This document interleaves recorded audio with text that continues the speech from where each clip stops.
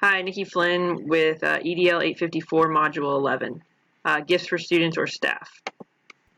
So important things to understand is that always remember that money that comes through the school are not funds for use to loan, borrow, or give away, and that would include gifts to students or staff. You need to follow some criteria when you do that, and the gifts need to be for good reasoning.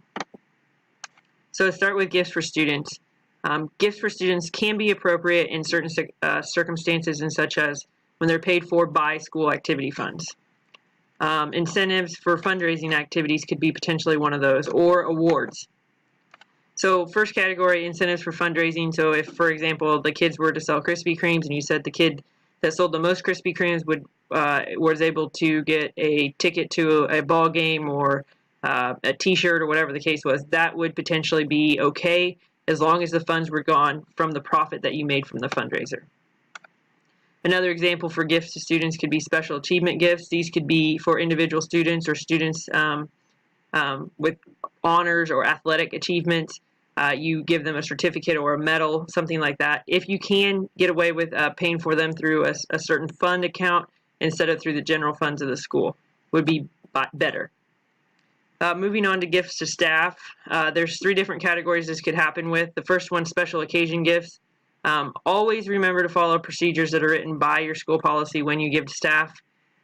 They should always be reasonably priced. If you have a fund, every school I've worked for has a fund that they use, is like we call ours the staff fund, and this is done through donations at the beginning of the year or annual dues, and they use it for like baby gifts, wedding, death, things like that.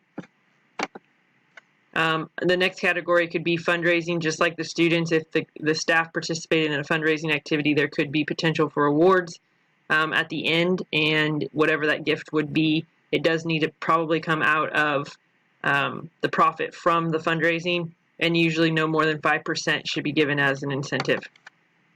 The last one would be staff gifts. This is more where the school really comes into play. An example list would be like teacher appreciation or the beginning of the school year, the end of the school year.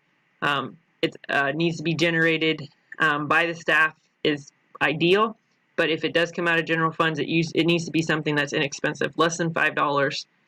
Never can give cash because if that's the case, it needs to go on the employee's W-2. So important things to always remember is be careful with funds, especially school funds. If you can, whenever possible, run it through an organization. That's the best use of the funds, and not using school funds because it'll help you alleviate any problems. Thank you very much.